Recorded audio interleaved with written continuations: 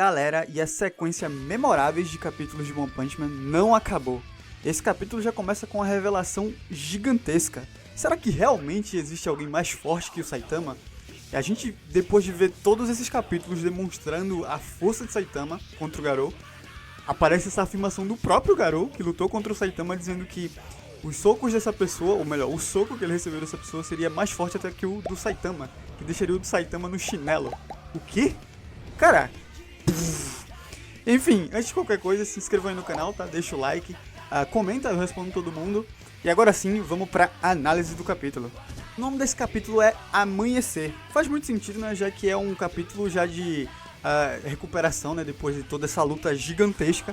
Apesar de a maioria não saber o que aconteceu, inclusive os envolvidos. Mas...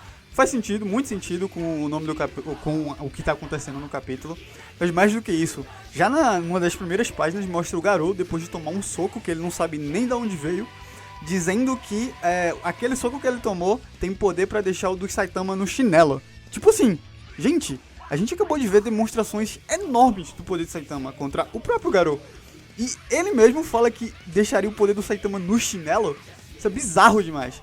Só que a gente tem que botar o pé no chão pra pensar um pouco sobre o porquê que ele falou isso. Se a gente levar em conta que o Garou também não tem as memórias do que aconteceu durante toda essa batalha, assim como o Saitama não tem, tudo que ele lembra é da batalha que aconteceu antes deles saírem da Terra e ir pra Lua de Júpiter e tudo mais. Ou seja, o Garou ele só tem memórias do Saitama enquanto eles estavam lutando ali na Terra ainda. E apesar de ser muito forte, ainda não tinha sido demonstrado nem um terço do que ele demonstrou na luta na Lua lá de Júpiter contra o próprio Garou.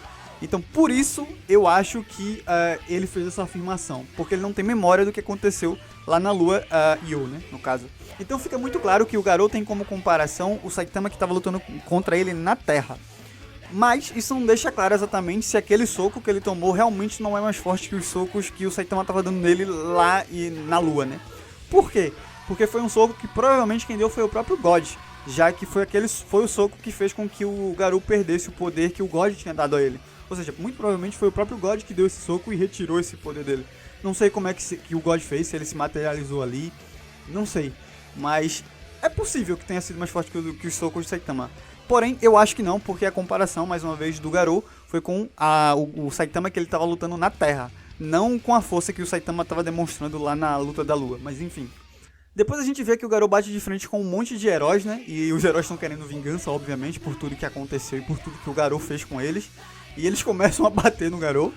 Depois a gente vê uma cena muito interessante, que é o Genos chegando até o Saitama e vendo que o Saitama tá na mão com um reator do Genos. E aí o Genos nota que é igual o dele, e aí ele tenta ativar o reator e consegue. E através disso ele começa a ter a informação de tudo que o Saitama passou, né, durante a luta contra o Garou. E aí ele chega à conclusão de que aquilo ali era um possível futuro que poderia ter acontecido, mas não aconteceu. E ele até tenta, né, explicar isso pro Saitama. Só que o Genos parece que ele não conhece o próprio mestre dele, tá ligado? Porque ele dá uma explicação metendo relatividade de Einstein e um monte de coisa pra explicar o multiverso e o caramba. E é óbvio que o Saitama não entende nada, o Saitama só finge que entendeu e beleza.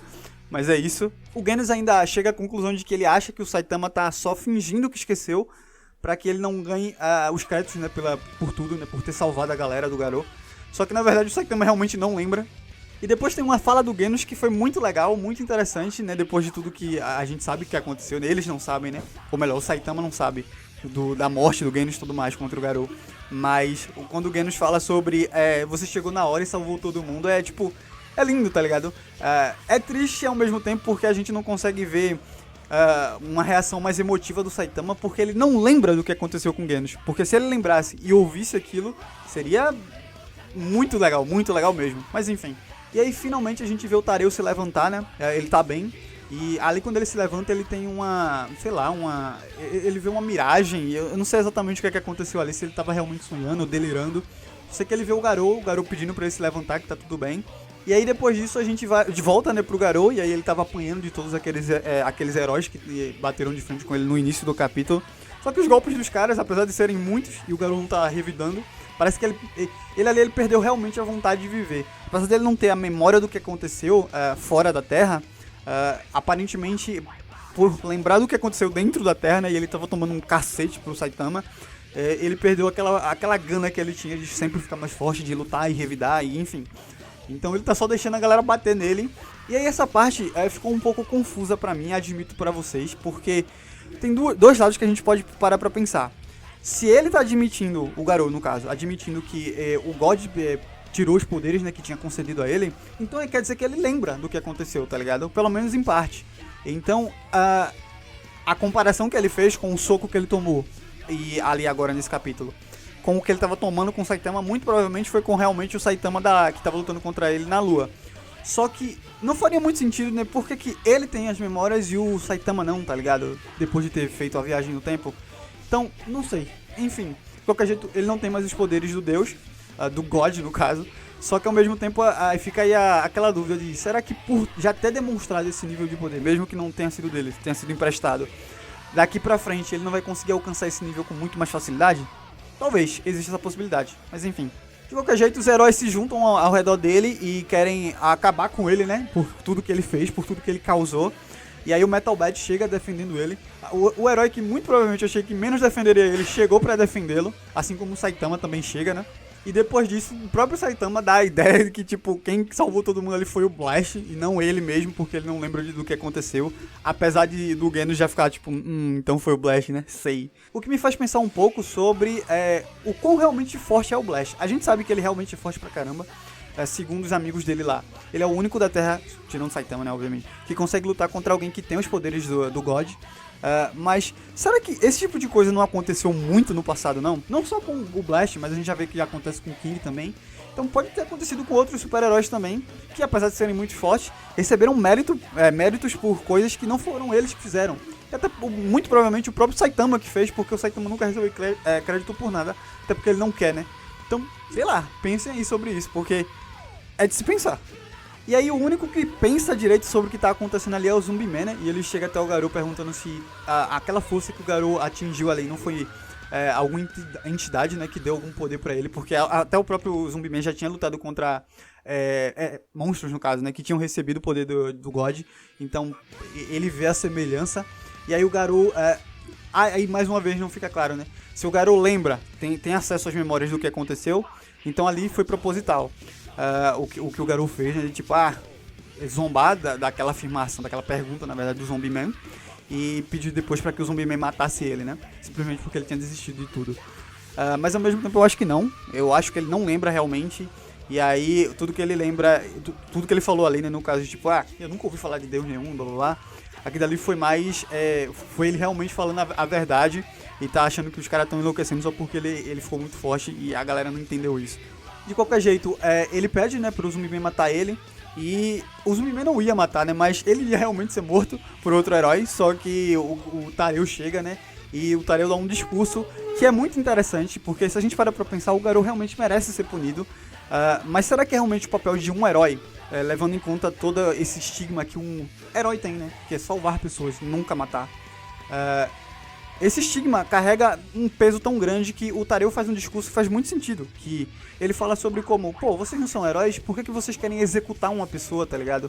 E mais do que isso, né? Por mais que o Garou tenha se declarado muito monstro, blá blá blá blá blá blá, ali, o que tá na frente dos caras ali é uma pessoa.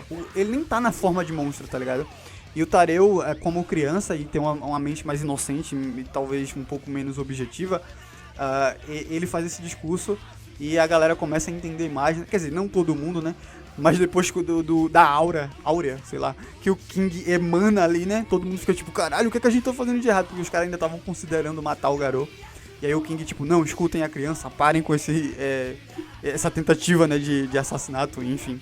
E aí a gente vê finalmente o Bang, né, o antigo mestre do Garou, falando sobre como o Garou precisa mudar e pagar por tudo, compensar, né, na verdade, por tudo que ele causou ali, salvando pessoas. E aí o Saitama até ironiza, né, falando sobre, nisso daí o mal absoluto é até bom de fazer, tipo, Saitama é muito broken, velho, que bicho tabacudo do cacete.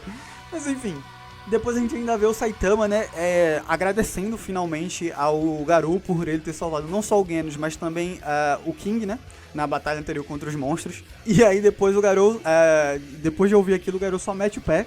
E é engraçado, né, porque apesar de estar todo lascado ali e ter tomado muito soco, apesar de não ter feito muito efeito nele nos socos dos heróis, mas enfim, ele tá mais fraco, né, por ter perdido os poderes do God. ele sai ali tão rápido que ninguém consegue acompanhar a velocidade dele, aparentemente. Só o próprio Saitama, que fica olhando assim, tipo, pro céu. E a gente vê que o Garou ele ainda é muito mais forte que a galera que tá ali, tá ligado? Muito mais forte.